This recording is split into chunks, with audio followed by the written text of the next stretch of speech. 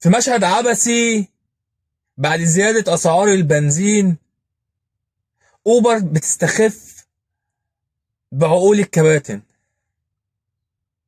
وتحت أنظار وزارة النقل والمواصلات أوبر شاهد ما شافش حاجة. في بداية الفيديو هندعي لكل اخواتنا في كل بقاع الارض ان ربنا ينصرهم ويثبتهم، ونرجع نشوف تاني على الخريطة اسم فلسطين ويبعد عنهم ولاد الهرمة، وان شاء الله في يوم من الايام نشوف كده ربنا يرسل غضبه عليهم باذن الله ويخسف بيهم الارض، وما نشوفش منهم اي حد تاني. ادعوا لاخواتكم، ادعوا لاخواتكم، ادعوا لاخواتكم، اذكروا الله وصلوا على النبي، واعمل لايك واعمل اشتراك في القناة، وكمل معايا الفيديو للاخر عشان الفيديو ده مهم ليك. بقول لك ايه، النهارده كلنا على رسالة من اوبر لا توصف الا بانها رسالة عبثية بمعنى الكلمة. لسه كنت بكلم امبارح مع صديق، عاملين جروب كده، احنا جروب مش كبير، جروب فيه 3 بس الحمد لله يعني. هم بنتكلم انا وصديق، وانا مصمم عند رايي، وقلت له اوبر هتزود الاسعار.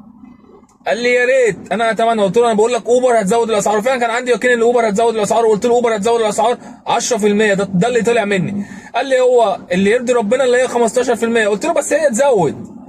فصحيت النهارده على الرساله ديت اللي انا هنزلها لك، اللي حضرتك شايفها، ايوه هي دي. حرصا منا وايماء بعد زياده اسعار البنزين، فاوبر رجعت منتجات الرحلات وقامت بزيادتها فقط لا غير، لكن ولا حدد لك زياده كام، ولا قال لك الكيلو بقى بكام، ولا قال لك الانتظار بقى بكام. هي رساله عشوائيه زي ما انا قلت لك، رساله عبثيه، رساله عبثيه. اوبر بقت بتلعب الشركات بالدماغ. المره اللي فاتت ما زودتش، قللت الاسعار. المره دي بعتت لنا رساله عبثيه ملهاش اي 30 لازمه. فانت مش عارف، طب انت زودت الاسعار، زودت ايه يعني؟ زودت في الكيلو كام يعني؟ طب ادنى رحله بقى بكام؟ طب الانتظار بقى بكام؟ طب فتحه الباب بقى بكام؟ كل دوت غير موضح. عشان كده بقول لك هي رساله عبثيه وملاش اي 30 لازمه بالنسبه لي. انا بالنسبه لي عشان كان يرضيني حاجه، كان يرضيني اللي اوبر تقول لي انا مثلا زي ما انت كنت بتعملي انت الاول خالص، اول ما كنت بداتي كنت بتبعتي لي جدول اوبر اكس واوبر سيفر، وهنا الكيلو بكام وهنا الكيلو بكام والانتظار، زي ما عملت لك في الفيديو اللي فات. بعد كده شلت الجدول دوت وقلتي انا هخليها نسبه مئويه، بقيت ازود نسبه مئويه. قلنا ماشي معاكي. رجعتي المره دي باختراعات، بافتكاسات، شلت النسبه المئويه وقلتيها كده شفهيا انا زودت الاسعار. يا فرحتي يا فرحتي، زودت الاسعار يا فرحتي. فكل الكلام ده بيحصل تحت انظار وزاره النقل والمواصلات، تحت انظار الدوله.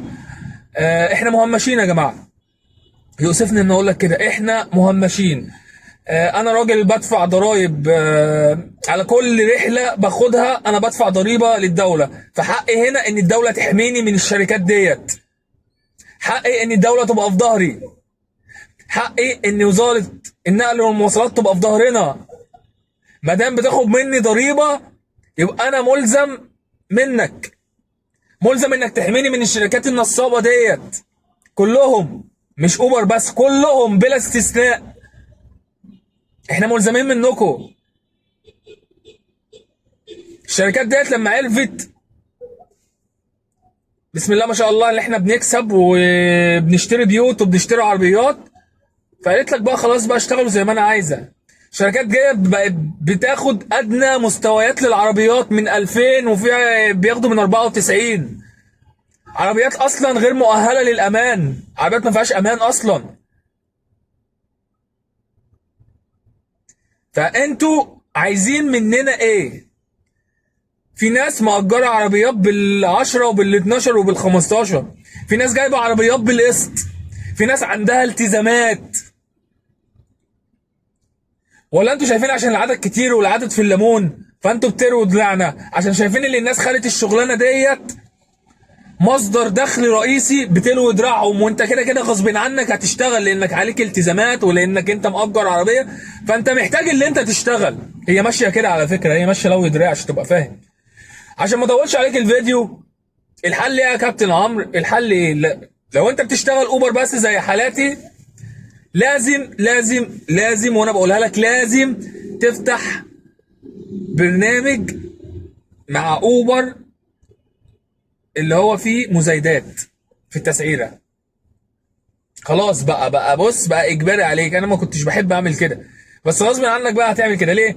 انت دلوقتي هتفتح اوبر وفوقك من معدل القبول، انا بقول لك فوقك، هتفتح اوبر، اشتغل وقت الذروه بتاعت اوبر، واقفل اوبر، افتح البرنامج اللي فيه مزايده زي اندرايفر او دي، وعلي يا عم العميل، عميل قبل ما قبلش خلاص براحته.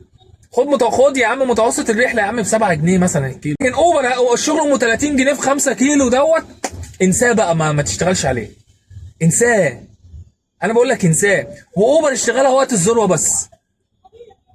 اول ما تلاقي الخريطه بيضاء اقفل اوبر يا باشا، ما تشتغلوش. خليك بقى في البرامج التانية بقى، اللي انت يا عم زي التاكسي، حد مثلا واقفك، لا انا هدفع 20، لا والله انا هاخد 25. هو البرنامج كده بالظبط، حاطط لك 20 حط له 25، حط له 30. قبل ما هو ما قبلش خليه متنيل واقف على الارض. انا كنت منتظر زياده 10% من اوبر.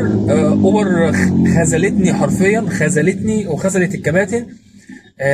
اوبر بتستخف بعقولنا بجد يعني. لنا الله، الكباتن دي كلها لنا الله وحسب الله ونعم الوكيل في اي حد بيجي علينا وبيجي في الكباتن. احنا كلنا علينا التزامات، علينا ديون، علينا اقساط. ما يرضيش ربنا اللي بيحصل فينا ده.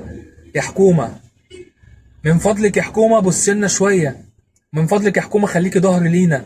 احنا غلابه وشيانين في الشارع. احنا كل اللي طالبينه منك ان يبقى في رقابه على الشركات دي، وانها تدي حق ولاد بلدك، حق ولاد بلدك الشقيانين وطفحانين في الشارع.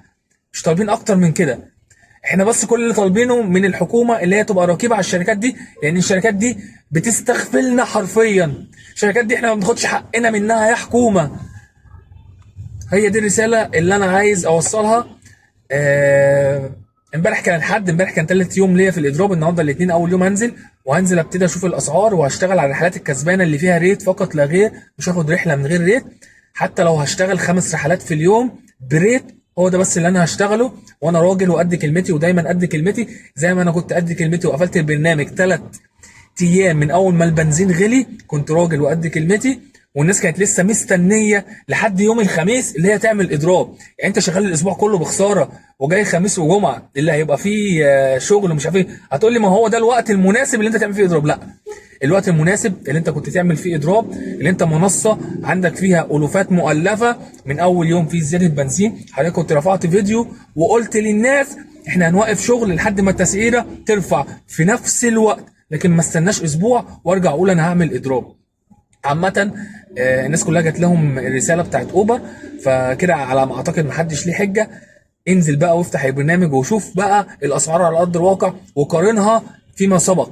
يعني شوف اسعار النهارده باسعار فيما سبق، هل فعلا في اسعار، هل لاحظت زيادة في الاسعار ولا لا. هو ده اللي احنا هنعرفه النهارده، وان شاء الله هوفيكم بكل جديد. وده وصلت لحد هنا، اذكر الله وتصلي على النبي، وما تدخلش عليا باللايك الجميل عشان اقول لك كل جديد. سلام يا حبي.